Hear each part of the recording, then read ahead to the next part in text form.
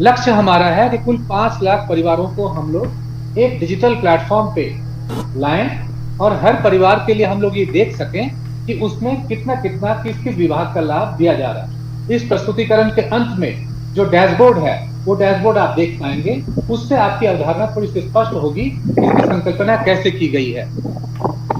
पूर्ण रूप से इतने व्यापक स्तर पे अगर त्वरित गति से ये काम किया जाए तो उसके लिए बहुत जरूरी है कि डिजिटल प्लेटफॉर्म का हम लोग मदद लें। तो उसके लिए एक मोबाइल ऐप और एक उसका यूनिफाइड पोर्टल जिसका नाम है dbtup.org, इन दोनों को लागू कर दिया गया है और मोबाइल ऐप करीब 16,000 ग्राम पंचायतों तक इसकी पहुंच बनी है। करीब 3,000 ग्राम पंचायत के प्रधानों ने मोबाइल ऐप पे खुद को लॉगिन भी कर लिया है। तो उद्देश्य है कि 1 साल के अंदर में कम से कम 1.25 लाख रुपए के आमदनी सुनिश्चित करके उनको गरीबी रेखा से बाहर निकालना। ये चुनौतीपूर्ण है लेकिन असंभव नहीं है, इसको हम लोग कर सकते हैं। इसके सांकेतिक मानक क्या है? कई लोगों को यह आशंका होगी कि गरीब और निर्धनतम परिवार में फर्क क्या है। अगर गरीब परिवारों के अंदर में आप कुछ सांकेतिक मानकों को देखें तो वो निर्धनतम परिवार के इसमें आ जाएंगे। आप देखेंगे इसमें करीब 10 मानक दिए हुए हैं। अगर कोई गरीब परिवार आपके ग्राम पंचायत में इन मानकों के तहत आप पाते हैं तो उसको निर्धनतम परिभाषित कर सकते हैं। ये शासनादेश में स्पष्ट तौर पर दिया हुआ है, आप उसको देख सकते हैं, उसके हिसाब से लागू कर सकते हैं। इन परिवारों की पहचान SC/ST है, ओल्ड 65 वर्ष से ज्यादा उम्र के कमाऊ सदस्य, विकलांग है, प्रवासी मजदूर है, आपदा क्षेत्र में रहते हैं, भूमिहीन, शिल्पकारी और हस्तशिल्प, दैनिक मजदूरी। ठीक है, ओके। अब इनकी पहचान कैसे करनी है? यही वो पक्ष है जो थोड़ा सा नया लग सकता है क्योंकि ये टेक्नोलॉजी के माध्यम से किया जाना है, मोबाइल ऐप के माध्यम से किया जाना है। जो मोबाइल ऐप है उसका नाम है मॉपअप। मॉपअप का मतलब होता है पूरे काम को संपूर्ण करना। इसका फुल फॉर्म रखा गया है monitoring of poverty Uttar Pradesh, और इसके माध्यम से पूरा जो परिवारों का संकलन है, संगणन है, वो करना है। और आप देख रहे होंगे दाईं तरफ में जो आपका पिक्चर दिया हुआ है कि ग्राम प्रधान और ग्राम पंचायत सहायक इस परिवारों को पहचान करने के लिए जो यूजर हैं, यूजर कौन है? रोजगार सेवक हो सकते हैं, स्वच्छता कर्मी हो सकते हैं, BC सखी हो सकते हैं, ग्राम पंचायत सहायक हो सकते हैं। ये जो ग्राम स्तरीय कर्मचारी या सामुदायिक काडर हैं वो यूजर हो सकते हैं, और उनके माध्यम से आप बिल्कुल निचले स्तर पर देखिए परिवारों का चिन्हीकरण किया जाना है। जब परिवारों का चिन्हीकरण है उसमें नेशनल फूड सिक्योरिटी एक्ट और अन्य प्रावधानों के तहत एक गरीबों के लिए जो मानक है उसकी पहचान की जा रही है। उनका घर का फोटो है, उनका आधार का फोटो है, उनका बैंक अकाउंट है, ये बुनियादी इंफॉर्मेशन कलेक्ट किए जा रहे हैं। पूरी प्रक्रिया कुछ इस तरह से होना है। आप देखेंगे 1 नंबर पे सबसे ऊपर जो एक चक्र दिया हुआ है, सबसे ऊपर में टेक्नोलॉजी हेल्पलाइन से आपके साथ संपर्क किया जा रहा है, या तो व्हाट्सएप के माध्यम से या फोन के माध्यम से। पिछले दिनों में व्यापक तौर पे ग्राम प्रधानों को और ग्राम पंचायत सहायकों को व्हाट्सएप के माध्यम से ये शासनादेश भेजी जा रही है। आज सुबह से ग्राम पंचायत सहायकों के बहुत त्वरित कॉल आ रहे हैं। इनफैक्ट पिछले 1 महीने में सबसे ज्यादा कॉल आ जा रहे हैं। वो जानना चाहते हैं कि इसको कैसे किया जाना है।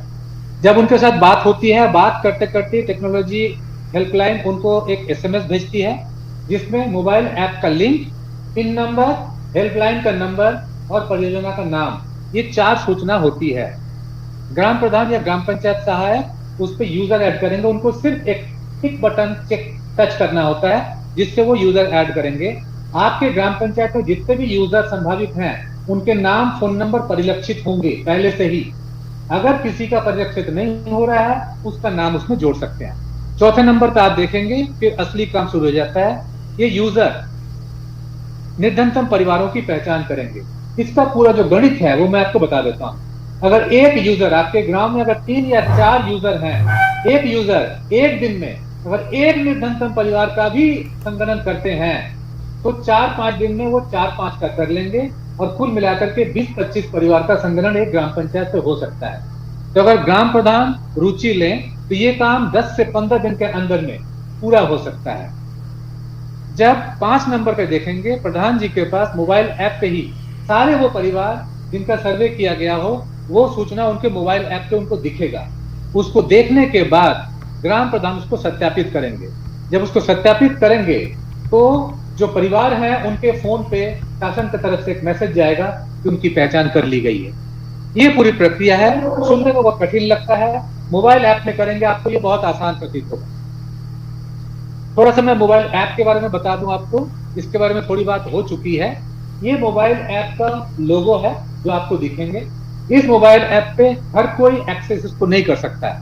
इसमें सिर्फ जो फोन नंबर टेक्नोलॉजी प्लेटफॉर्म में रजिस्टर्ड है, जो कि ग्राम प्रधान के हैं और उनके यूजर के हैं, वही इसको एक्सेस कर सकते हैं। मोबाइल ऐप को एक्सेस करने के लिए एक पिन नंबर है, वो पिन नंबर हम आपको रिक्वेस्ट करेंगे आप किसी के साथ शेयर न करें। ये 4 संख्या का एक पिन नंबर होता है और इसके माध्यम से सिर्फ रजिस्टर्ड यूजर, जिसमें हमारी आंकलन है करीब 2 से 2.25 लाख हो सकते हैं, वो इसको यूज कर पाएंगे, बाकी लोग इसका यूज नहीं कर सकते हैं।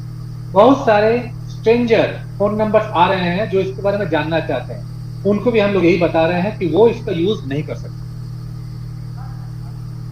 अब ये जानना जरूरी है, जब ये संकलन पूरा हो चुका होगा, प्रधान जी 5 लाख परिवारों को सत्यापित कर चुके होंगे, तो डीबीटी विभागों का डैशबोर्ड कैसा दिखेगा।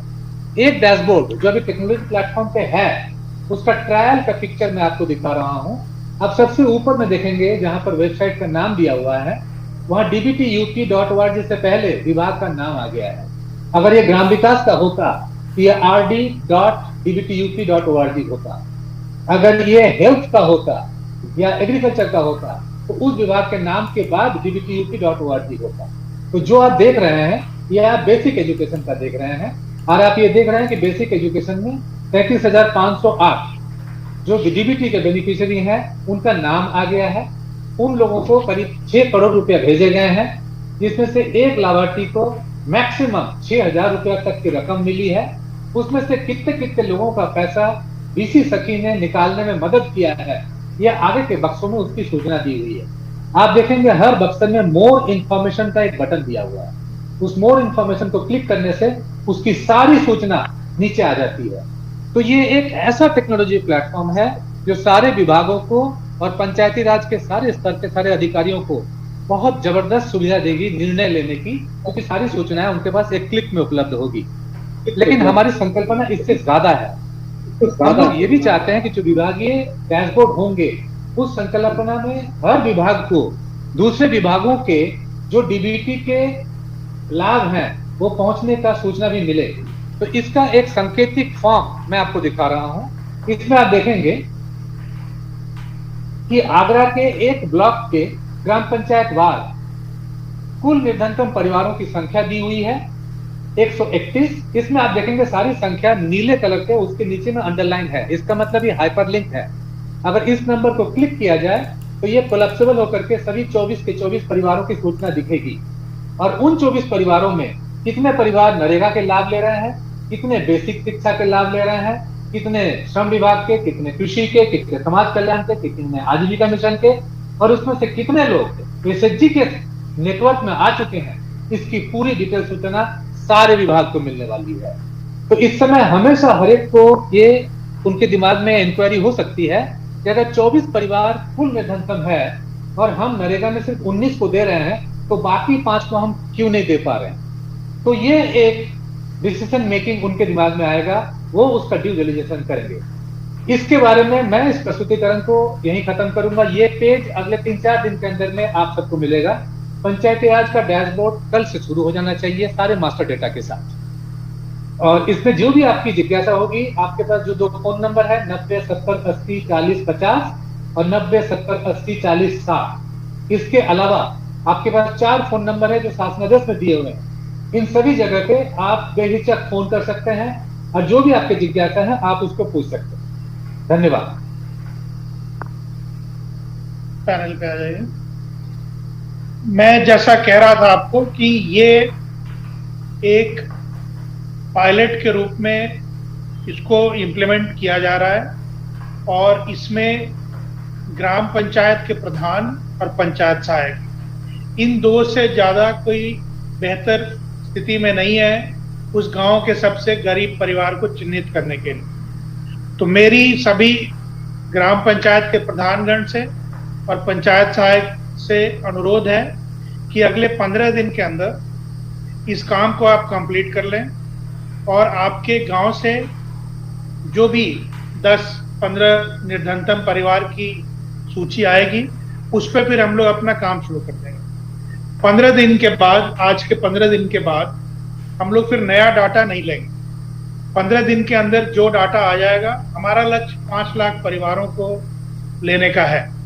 पूरे प्रदेश में हम लोग ये पायलट 5 लाख निर्धनतम परिवारों पे करना चाहते हैं। वो जिस गांव का 15 दिन के अंदर नहीं आ पाएगा वो फिर हम लोग उसको नहीं ले पाएंगे। जहां हमारा 5 लाख पूरा होगा वहां हम रुक जाएंगे और फिर उन्हीं के ऊपर हम अपने कार्यक्रमों को फोकस करेंगे और इसको आगे बढ़ाने की कोशिश करेंगे। तो मेरा सभी ऑफिसर से, प्रधान साथियों से और पंचायत सहायकगण से अनुरोध है कि ये एक मौका है आपके पास कि गांव में जो आपके गरीब से गरीब परिवार हैं उनकी मदद कर सकते हैं। इस व्यवस्था में हम लोग यहीं से टेक्नोलॉजी के माध्यम से ये इंश्योर करेंगे कि आपके द्वारा चिन्हित उन निर्धनतम परिवारों को सरकार के जो भी स्कीम है उसके लाभ उन तक हम लोग एक निश्चित समय में पहुंचा सकें। मुझे इतनी बात कहनी थी और एक बार फिर मैं दोहराना चाहूंगा कि ये एक जरूरी काम है। आपको भी मौका है अपने गांव के निर्धनतम परिवारों की मदद करने की। तो 15 दिन में उनके पूरे डिटेल को आप इस पर भेज दीजिए और किसी को दिक्कत हो तो जो कॉल सेंटर के नंबर दिए गए हैं, मोबाइल के नंबर दिए गए हैं, उस पर आप संपर्क करके क्लैरिफिकेशन ले सकते हैं। अब क्या इसमें कोई पैनल में तो उधर से कह भी सकते हैं? तो अगर आप लोगों में से कोई बात कुछ कहना चाहते हैं तो पूछ सकते हैं, otherwise we will close this meeting.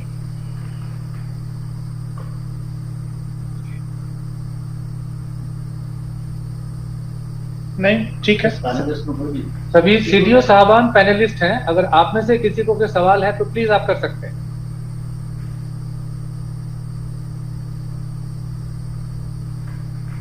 Sir नमस्कार सर। सोनभद्र से बोल रहा हूँ सर, सौरभ गंगवार सर। हाँ सर, इसमें जो डैशबोर्ड था विभाग वाइज सर, हमें कितने परिवार हैं आच्छादित ये तो सर पता चल रहा है, लेकिन सर विभाग में भी मल्टीपल स्कीम्स रहती हैं। उन स्कीम्स में किस स्कीम्स में वो एनरोल्ड हैं, किसी एक स्कीम में हुए, उसकी ग्रेविटी नहीं पता चल रही कि किन किन स्कीम्स में वो हो चुके हैं सर। तो यदि सर वो डीपनेस का भी उसमें एक परसेंटेज टाइप कुछ सर ऐसा मेजरमेंट हो जाए कि इतनी स्कीम्स के इन परिवारों के ये हो गए, तो सर मॉनिटरिंग सर और बेहतर हो सकेगी सर। ये कैंसिल कर दिया।